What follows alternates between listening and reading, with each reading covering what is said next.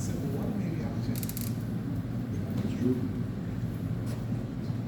The date was May the 12th, 1997. The event, Game 5 of the Western Conference semifinals, and the Los Angeles Lakers was in a hostile environment, taking on the Utah Jazz. The player, 18-year-old Kobe Bryant. This historical event would be etched in history, a moment in time in which people will remember the shooting of 4 airballs that would shock the sport world and reek with failure. But I didn't see failure. I saw an individual that didn't fear failure. You should too, Mr. Chairman. It is because of this fear not to fail that Mr. Bryant was an 18-time All-Star, 5-time NBA champ, and 2 times Finals MVP. I simply state that because we must remember that the greatest fear we face is yourself. That our dreams are sometimes scary, and in accepting these dreams, we must fear failure in pursuing our goals, as one must fail before our greatness can become an everyday framework for others pursuing greatness. Fellow Toastmasters and guests, I know you're asking yourself then, what possibly led to the greatest career to ever grace the basketball court? Surely this 18-year-old wouldn't be successful after the performance he displayed in 1997. It was the creation of the alter ego. The MAMBA mentality would help to shape the career of Mr. Bryant and influence individuals across all walks of life, no matter their status, creed, religion, or profession. The MAMBA mentality is a constant earning to get better every day. It's the simplest form of trying to get better at whatever you're doing. However, we must dig deeper and analyze this mastery of a concept that is going to live on for centuries to come. Come take this journey with me as we dissect the anatomy of this simple but so magnificent philosophy.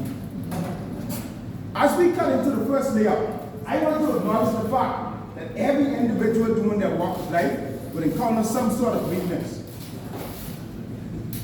But many individuals never address these weaknesses and simply shy away from the opportunity to challenge themselves and become better.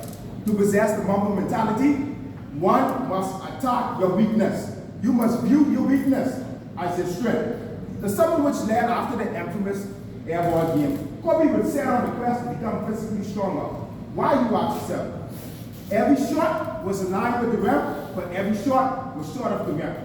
This is because his body was only accustomed to the 32 games played in high school compared to the grueling 82 games in which the NBA imposed. So I challenge each and every one of you to attack your weakness. But in doing so, you're cutting into the second layer of the MAMBA mentality, which many won't reach because they are so comfortable with mediocrity. Outworking competition, this is foreign language.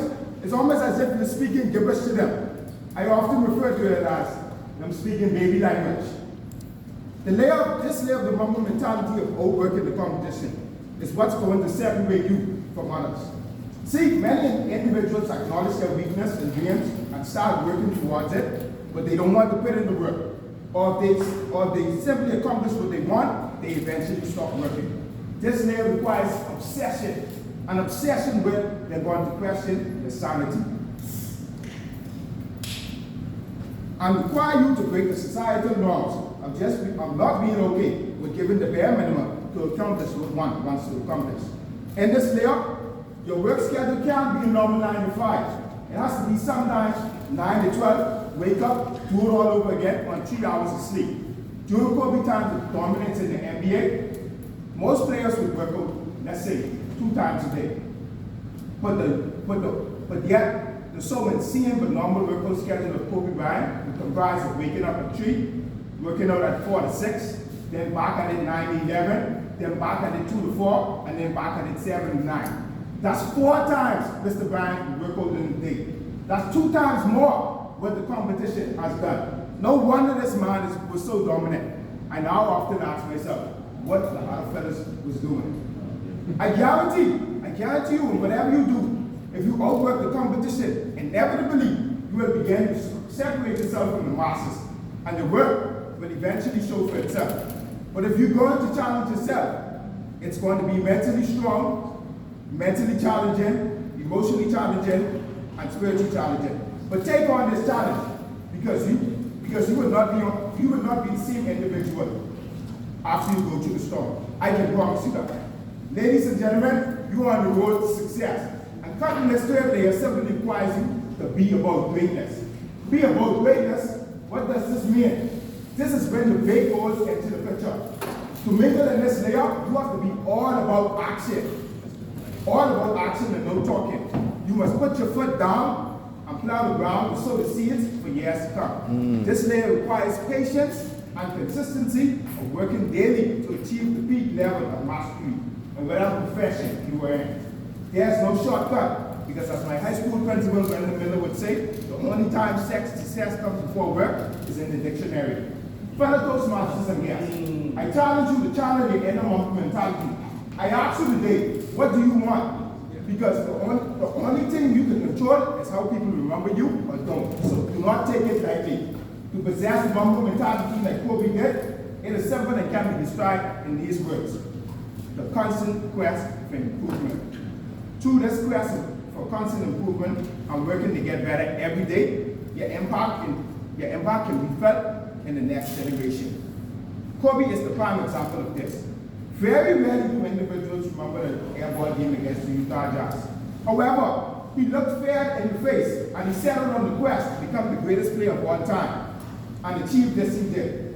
Surely individuals remember the career of the great Kobe Bryant.